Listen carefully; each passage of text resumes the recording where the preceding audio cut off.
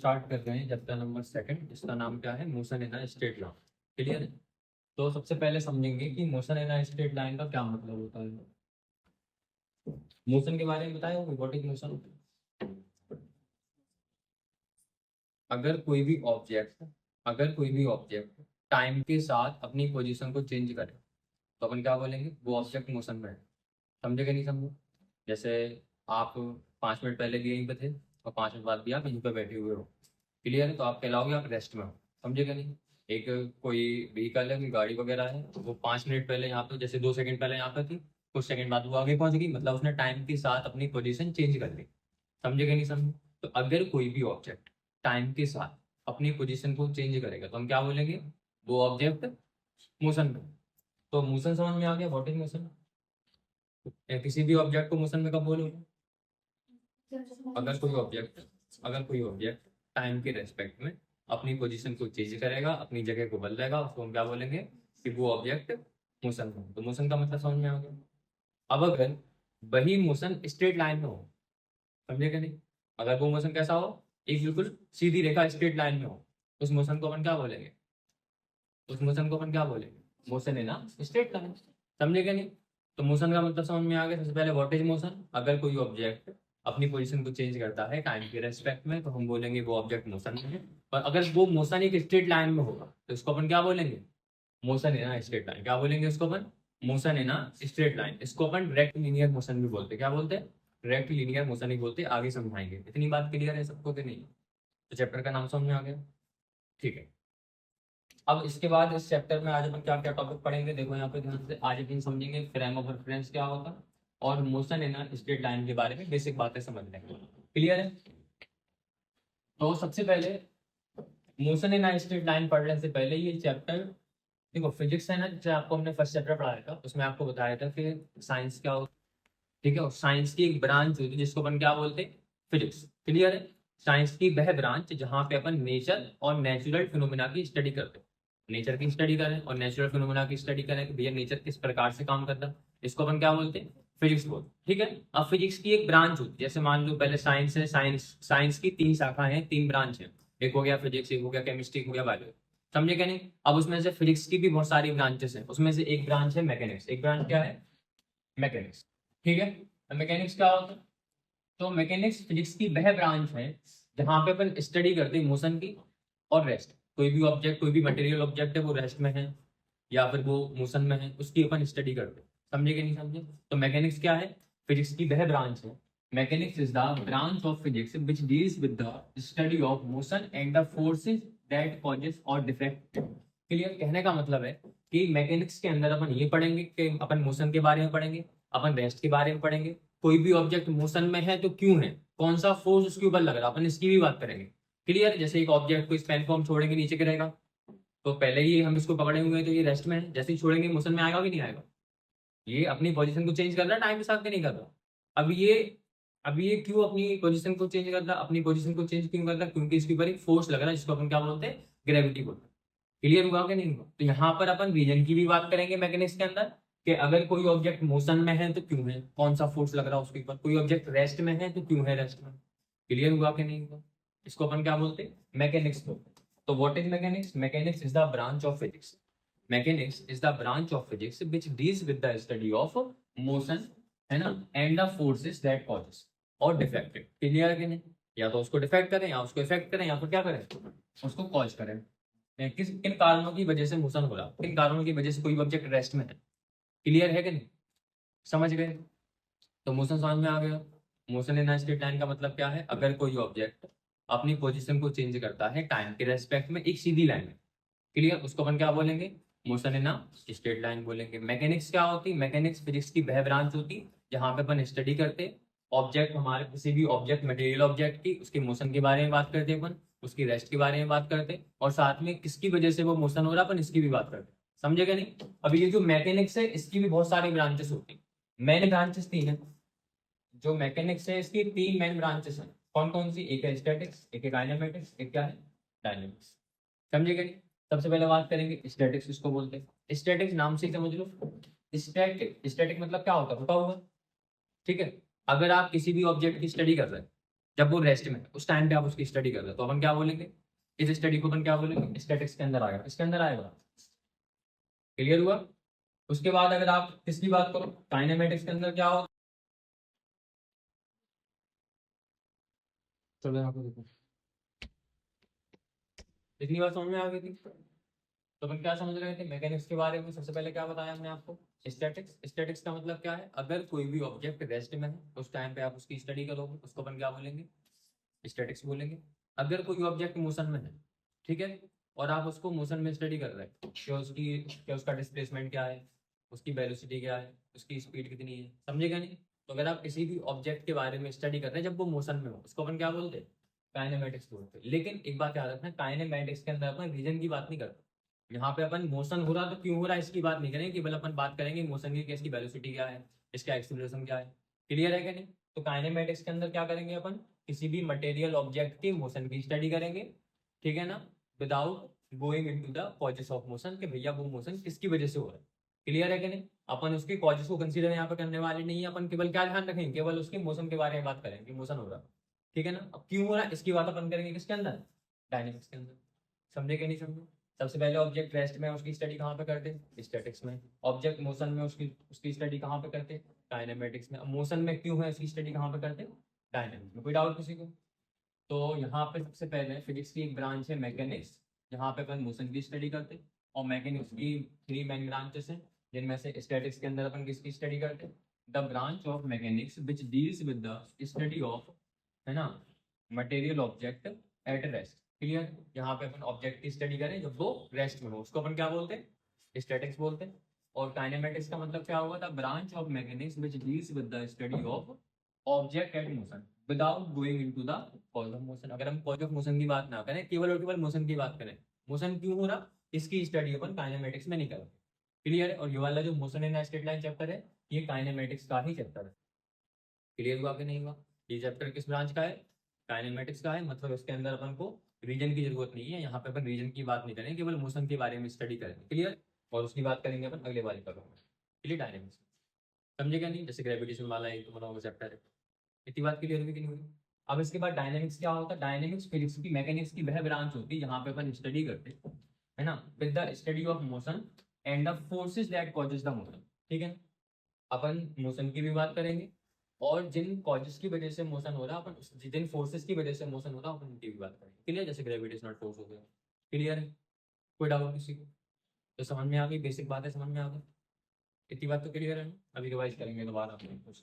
चलो बड़ी बात।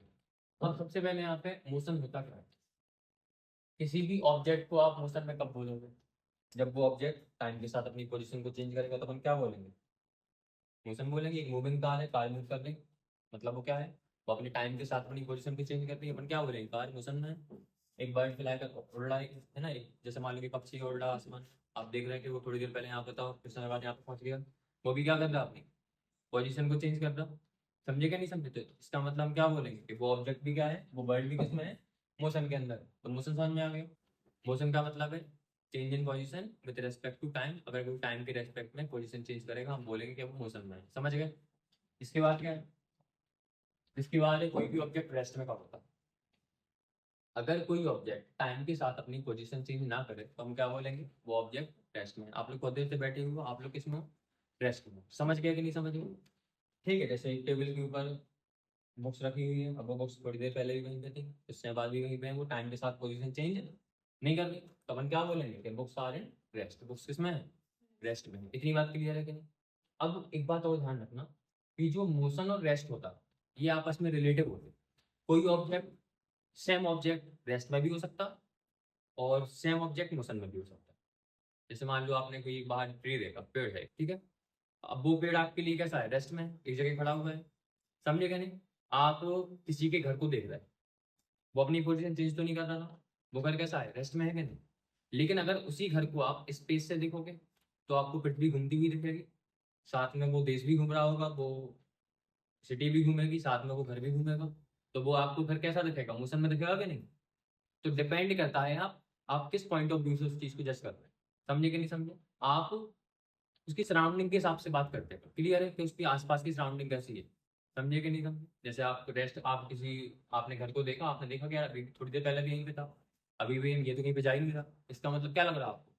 अगर आप पृथ्वी के ऊपर यहाँ पे रह के अगर आप उस पेड़ को देखोगे, आपको वो पेड़ कैसा लगेगा कि वो रेस्ट में है। लेकिन अगर उसी पेड़ को आप या फिर उसी घर को आप कहाँ से देखो, स्पेस से देखो, क्लियर है कि नहीं? वहां से देखोगे आपको पृथ्वी घूमती हुई दिखेगी, पृथ्वी आपको मोशन में दिखेगी। अब पृथ्वी मोशन में दिखेगी तो वो आपको घर भी मोशन में दिखेगा। समझे कि नहीं समझे? मतलब वही घर कैसा है, रेस्ट में भी है। वही घर कैसा है, रेस्ट में भी है। और वही घर कैसा है, मोशन में भी है। डिपेंड करता है आपका पॉइंट ऑफ व्यू क्या है, आप कहाँ से देख रहे हैं। समझे कि नहीं समझे? आप किन चीजों के रेफरेंस में देख रहे हैं। क्लियर हुआ कि आप किसको रेफरेंस बना के किसी चीज को रेस्ट में बोल रहे हैं, किसी चीज को मोशन में बोल रहे हैं। आप जैसे मान लो आपने एक पेड़ देखा, आपने देखा कि आसपास की चीजें रुकी हुई है, वो पेड़ भी रुका हुआ है, तो आप यहाँ पे सराउंडिंग के हिसाब से बात कर रहे हैं। इस सराउंडिंग के हिसाब से पेड़ कैसा हो गया, रेस्ट में हो गया। लेकिन अगर आप स्पेस में जाओगे, वहां से देखोगे, तो वो तुम्हें कैसे दिखेगा, मोशन में दिखेगा। एक और एग्जाम्पल, जैसे मान लो आप रोड पे खड़े हुए हो, एक बस जा रही है, बस के अंदर कुछ लोग आपके फ्रेंड्स वगैरह बैठे। अब आप साफ साफ देख पा रहे हैं कि वो बस मूव कर रही, तो आपके जो फ्रेंड्स वगैरह बस के अंदर बैठे वो भी मूव कर रहे हैं, मतलब उनकी पोजीशन चेंज हो रही। तो अगर आप बस के बाहर बाहर से खड़े होकर आप बस को देख रहे हैं, वॉच कर रहे हैं, क्लियर? तो वो जो लोग हैं वो आपको कैसे देखेंगे, मोशन में देखेंगे। समझे क्या नहीं समझे? अगर आप बस के बाहर खड़े हुए हो और एक बस जा रही, क्लियर है, उसके अंदर आपके फ्रेंड्स बैठे हुए हैं, ठीक। अब जैसे जैसे बस मूव करेगी, आपके फ्रेंड्स भी मूव करेंगे। तो आपके हिसाब से जब आप बस के बाहर हो, तो आपके हिसाब से वहां पे क्या होगा, वो फ्रेंड्स अपनी पोजीशन को चेंज कर रहे हैं कि नहीं कर रहे? इसका मतलब वो फ्रेंड किसमें है, मोशन में है। और अगर आप बस के अंदर होते तो आपके फ्रेंड्स आपके बगल में बैठे होते। अगर आप बस के अंदर होते तो आपके फ्रेंड्स आपके बगल में होते, वो अपनी पोजीशन को चेंज नहीं करते। समझे क्या नहीं समझे?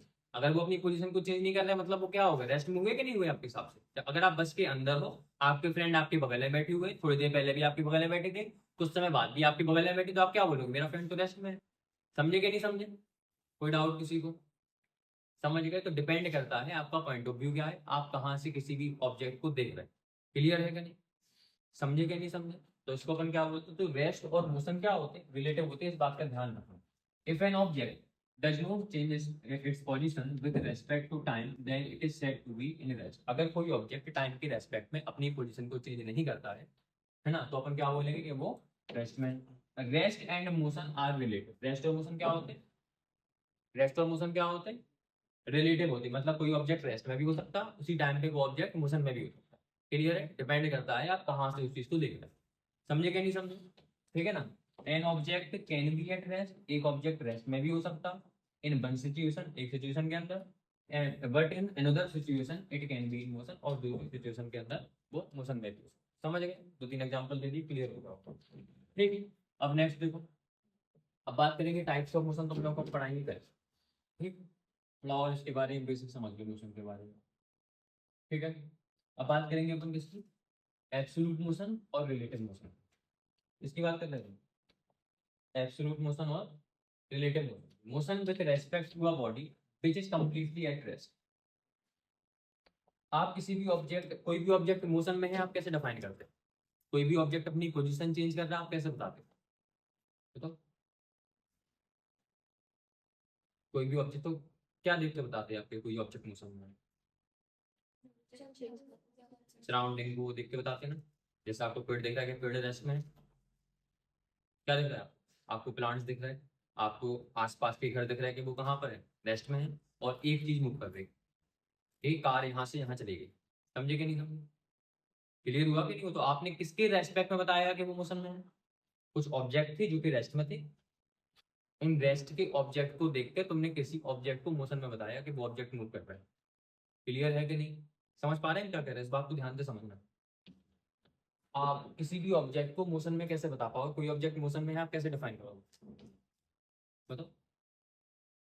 डेफिनेशन समझ लीजिए मन में कि अगर कोई ऑब्जेक्ट, यहाँ ध्यान से सुनो, कोई ऑब्जेक्ट टाइम के रेस्पेक्ट में अपनी पोजीशन चेंज करे, तो अपन बोल देते हैं वो मोशन में है। ये तो होगी डेफिनेशन।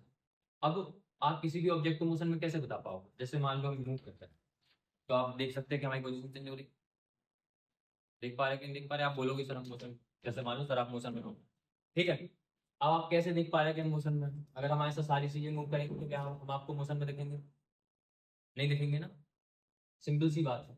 आप सराउंडिंग के हिसाब से किसी भी चीज को डिफाइन करते हो कि वो मोशन में है, लेकिन क्या सराउंडिंग मतलब सराउंडिंग की चीजें रेस्ट में है, पेड़ वगैरह लगे हुए हैं वो रेस्ट में है, ठीक है ना, घर वगैरह बने हुए हैं वो रेस्ट में है। अब कोई चीज स्थिर है ना, रेस्ट में है, उसके उसके रेस्ट में होने के बाद आप किसी चीज की मोशन को डिफाइन कर रहे हैं, ऐसे ही है कि नहीं, ठीक है ना।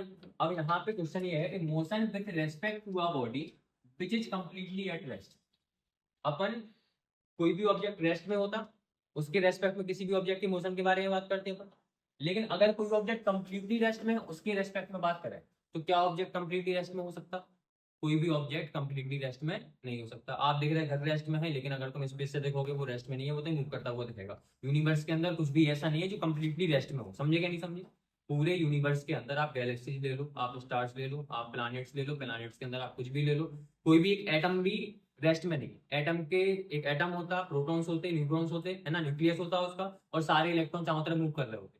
मतलब कोई भी ऑब्जेक्ट मोशन में, कोई भी ऑब्जेक्ट रेस्ट में नहीं है, तो कोई ऑब्जेक्ट कंप्लीटली रेस्ट में नहीं हो सकता। और लेकिन अगर अपन कोई ऑब्जेक्ट कंप्लीटली रेस्ट में है, उसके रेस्पेक्ट में किसी की मोशन को बताएं, जो कि पॉसिबल नहीं है, इसको अपन बोलते हैं एब्सोल्यूट मोशन। क्या बोलते हैं इसको? एब्सोल्यूट मोशन, जो कि कभी भी पॉसिबल नहीं है। समझे कि नहीं समझे? एब्सोल्यूट मोशन कब होगा? जब अपन किसी के मोशन को डिफाइन करें, जब वो किसके रेस्पेक्ट में, ऐसे ऑब्जेक्ट के रेस्पेक्ट में जो कि कंप्लीटली रेस्ट में हो। अभी ये पॉसिबल नहीं है, समझे कि नहीं समझे। इसके बाद होता है रिलेटिव मोशन, ठीक है। अपन किसी ऑब्जेक्ट को रेस्ट में मान लेते, उसके रेस्पेक्ट में किसी के मोशन को डिफाइन करते। मान लिया कि घर रेस्ट में हो, तो गाड़ी मूव कर रही, समझे क्या नहीं समझे। आप गाड़ी के अंदर होगे तो आपको बाकी चीजें मूव करती हुई दिखेंगी, आपको लगेगा आप रेस्ट में हो, समझे क्या नहीं समझे। तो अपन किसी ऑब्जेक्ट को मान रहे हैं कि वो चीज रेस्ट में है, तो उसके हिसाब से किसी चीज के मोशन को डिफाइन कर रहा है, इसको अपन बोलेंगे रिलेटिव मोशन। और कोई चीज कंप्लीटली रेस्ट में है, उसके रेस्पेक्ट में डिफाइन करो, जो कि पॉसिबल नहीं है, इसको अपन क्या बोलते हैं? एब्सोल्यूट। समझ गए? एब्सोल्यूट मोशन और रिलेटिव मोशन किसको बोलते हैं? क्लियर हुआ? ठीक। कोई डाउट है किसी को? समझ में आ गई ना बात? तो एब्सोल्यूट मोशन पॉसिबल है क्या? एब्सोल्यूट मोशन पॉसिबल है? नहीं है। क्यों नहीं है पॉसिबल? क्योंकि एब्सोल्यूट मोशन ऐसा मोशन कहलाता जब भी अपन किसी भी मोशन को डिफाइन करते, किसके रेस्पेक्ट में? ऐसे ऑब्जेक्ट के रेस्पेक्ट में जो कि कंप्लीटली रेस्ट में हो। और कोई भी ऑब्जेक्ट कंप्लीटली रेस्ट में होता ही नहीं है, किसी ना किसी सिचुएशन में वो मोशन में होता। समझे कि नहीं समझे? इसलिए एब्सोल्यूट मोशन पॉसिबल नहीं है, समझ गए। और रिलेटिव मोशन किसको बोलते हैं? अपन चीजों को मान लेते हैं कि भैया जिस चीजें रेस्ट में है तो हम मूव कर, तो हम मोशन में कहलाएंगे। समझे कि नहीं समझे? कोई डाउट किसी को? तो आप सराउंडिंग को आप रेस्ट में मान लेते, क्योंकि आप कंसीडर करके चलते, मान के चलते, इसलिए इसको अपन क्या बोलते हैं? Relative motion. क्या बोलते हैं? Relative motion. क्लियर? इतनी बात क्लियर हो गई? अभी तक क्या क्या पढ़ाया हमने? सबसे पहले बताया आपको मोशन का मतलब क्या होता, उसके बाद बताया कि मोशन इन स्ट्रेट लाइन का मतलब क्या है, उसके बाद मैकेनिक्स क्या होती, मैकेनिक्स की ब्रांच कौन कौन सी है, स्टैटिक्स से, काइनेमेटिक्स से और डायनेमिक्स से। उसके बाद फिर बताया कि कोई भी ऑब्जेक्ट रेस्ट में होता है और कोई भी ऑब्जेक्ट मोशन में होता है, तो कब होता है, समझ गए। और मोशन और रेस्ट क्या होते हैं? एक दूसरे से रिलेटिव होते। मोशन और रेस्ट क्या होते हैं? एक दूसरे से रिलेटिव होते। समझे क्या नहीं समझे? मतलब कोई ऑब्जेक्ट रेस्ट में भी हो सकता है और उसी समय पे मोशन में भी हो सकता है, डिपेंड करता है सिचुएशन के ऊपर। समझ गए कि नहीं समझ गए? इतनी बात क्लियर थी। उसके बाद क्या बताया कि एब्सोल्यूट मोशन और रिलेटिव मोशन किसको बोलते? क्लियर? अब अपन समझ रहे हैं कि किसी भी ऑब्जेक्ट को अपन पॉइंट ऑब्जेक्ट कब बोलेंगे, किसी भी ऑब्जेक्ट को अपन पॉइंट ऑब्जेक्ट कब बोलेंगे। पहले बेसिक सी डेफिनेशन है, इसको समझ लो। An object is said to be a point object. किसी भी ऑब्जेक्ट को हम पॉइंट ऑब्जेक्ट जब बोलेंगे if it covers distance much greater than its own size. अगर कोई ऑब्जेक्ट अपने साइज से बहुत ज्यादा डिस्टेंस ट्रेवल कर ले। क्लियर है? आपकी कार बहुत बड़ी है, ठीक है, जैसे बस हो गई, बहुत बड़ी बस है, क्लियर, उसको आप एक पॉइंट तो बोल नहीं सकते, नहीं बोल सकते हैं। लेकिन अगर वो बस जैसे मान लो बहुत दूर गई, तो अब उसने अपनी साइज से कई गुना ज्यादा डिस्टेंस ट्रेवल कर ली, तो उस टाइम पे अपन उस बस को क्या कंसिडर करेंगे? उस बस को अपन क्या मानेंगे? एक पॉइंट मानेंगे। ट्रेन है, डेली के डेली हजारों किलोमीटर ट्रेवल करती है, नहीं करती? तो वहां पे अपन देख रहे हैं कि ट्रेन की साइज को अगर अपन देखें तो बहुत बड़ा है, लेकिन वो अपनी साइज से कई गुना ज्यादा डिस्टेंस ट्रेवल कर लेती, इसलिए अपन ट्रेन को भी क्या बोलेंगे? एक पॉइंट ऑब्जेक्ट बोलेंगे, जब वो बहुत ज्यादा डिस्टेंस ट्रेवल कर लेगी तब। एग्जाम्पल दे, जैसे मान लो अगर आप यहाँ से बाईपास तक जाओगे, समझे कि नहीं, अब आपका साइज जितना है, आप अपनी साइज से कई गुना ज्यादा डिस्टेंस ट्रेवल कर रहे हैं, तो हम क्या बोलेंगे? इसको हम क्या बोलेंगे? पॉइंट ऑब्जेक्ट बोलेंगे।